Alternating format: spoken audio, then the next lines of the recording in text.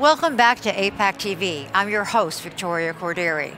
Population growth and erosion along the world's waterways have weakened coastal infrastructures.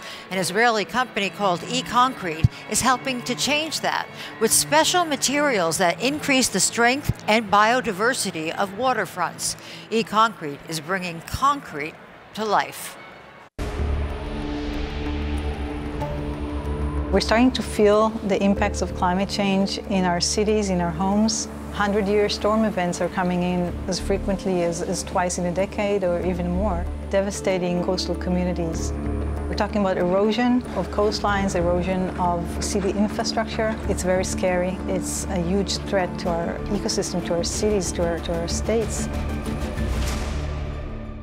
And that's where we come in. ECOncrete is an Israeli company, and we're really making a concrete that is inherently a little bit stronger. And then once it's introduced into the water, we are enhancing the growth of oysters and tube worms and coralline algae and like a crust of marine life. So think about a seawall that has a crust on it. When the waves and the sediments try to erode the infrastructure, it's protected. We're working with different entities, city or state agencies, even federal. We are giving our solution regardless of politics or geographic boundaries.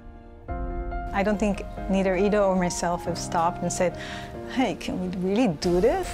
The houses are just nearby, so we have to make sure that you have enough green vegetation in front of the shoreline to protect it from surge or from waves. I think that we're the only technology that provides a win-win solution that looks at strengthening our coastal structures, but also looking into strengthening our ecosystems. ECOncrete, I think, can change the way that coastlines are looking and functioning. It's not a dream anymore.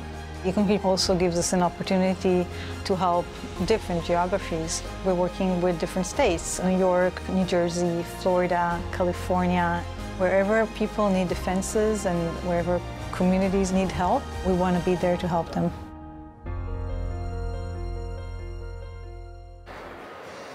ECOncrete was founded in 2012 by leaders in the growing field of green engineering. One of them joins us now, Dr. Ido Sella. Welcome to AIPAC TV, and you were in the video as well. It really showed what you do, but why is concrete harmful to the environment? So concrete as a material is known as a negative material in the marine environment. Usually it's different aspects of the concrete mix that affect the biology. It's the leaching out of different components that leach out for a very long time from the concrete surface that affect the biology negatively.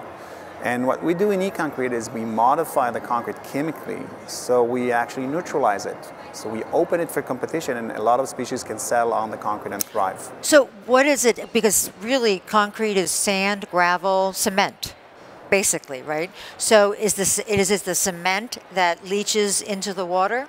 So first of all, it's the cement. It's definitely the cement. The cement, which is not a large quantity within the concrete, have a very negative effect on the growth of biology. But concrete for marine construction is also a lot of chemicals that are added into it. There's freeze and thaw agents and anti-cracking. So it's a soup of chemicals, specifically for marine construction, that need to withstand all the forces. There's a lot of chemicals that are added into the concrete, and they are negatively affecting the growth of biology. What we do with our technology is we actually neutralizing their effect and still complying with all the requirements for coastal and marine construction. Well, you have, nothing speaks better than a sample. Wait, I think I'm stuck to my chair. Okay, here we go. This is a little show and tell, but okay, so this is the product when? Tell me what's happening here. So what you see here is a miniature of one of our units, which is a tide pool that we use for construction of reprap, revetments, and also breakwater. So the actual unit is more than 5,000 pounds in weight. Is this done for aesthetic reasons or for marine biological reasons, or both? So both. I must say that aesthetic is the last thing that we're addressing. We addressed the biology before, but it's in any way it's aesthetic. After we modify the chemistry of the concrete, we also address the surface texture. As you see, there's a unique surface texture for the concrete, and also the three-dimensional design of the unit itself. So we create a lot of edges. We create the micro niches that are needed for the different species. Once we balance the chemistry of the concrete. And the next step is creating those little areas on the concrete that are needed for the different species, and those ledges are a tool that we use. So that's part of a tide pool, right? That's a tide pool. That's a large tide pool. And what you see here is after we place it in the water for a few months, and what you see that it can get completely covered by organisms. Everything here is encapsulated with epoxy, just because you want, right. We don't want it to stink. But what you see here is living organisms. Living organisms that secrete calcium carbonate. So think about oysters and corals and barnacles. They take calcium carbonate from the water and actually glue it on the substrate itself. So we encapsulate the concrete with a layer of what we call biogenic build up. And this is a rock that's made by marine organisms and make the concrete stronger with time. So as you mentioned in the video, you've done work in Florida and Georgia and New York, and you're working on a very big project in New York and Staten Island, which was devastated by Hurricane Sandy. A tide, was it? Tell me about that. So after Hurricane Sandy hit the Northeast, there was a lot of rethinking of how we protect our shorelines and what is the best way to protect our shorelines against the next event.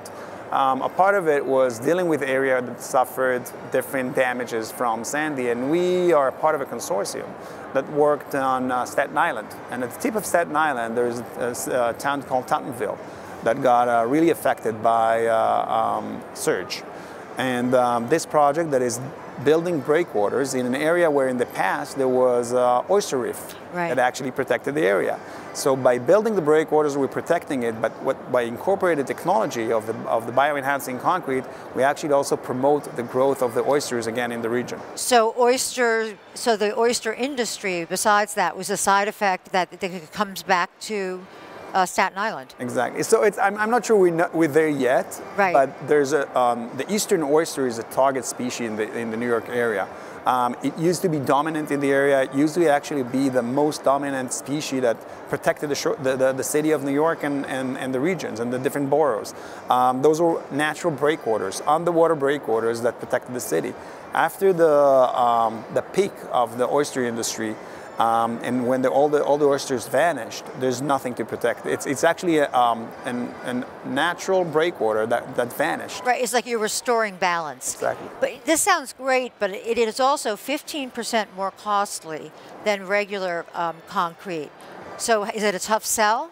It's not a tough sell, because in a lot of area where we work, either in the US and also in Europe, if you incorporate a green technology, and there's different benefits to in the project level.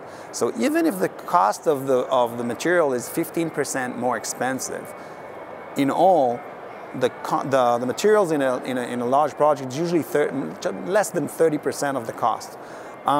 You increase the cost of the material a little bit, but you get benefits at the project level in terms of permitting and mitigation requirements.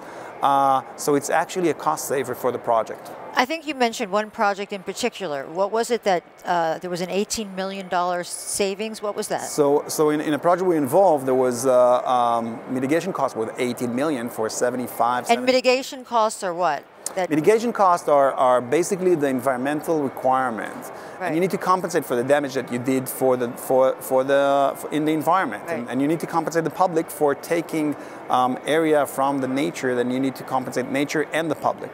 Right, and so since this doesn't damage the environment, you can make up the cost. Oh, exactly. So any project that is built in water or on, let's say, in the water, also on the shoreline, that affect the life in the water, need to mitigate for the damages and mitigate for the impact that it's doing on the environment.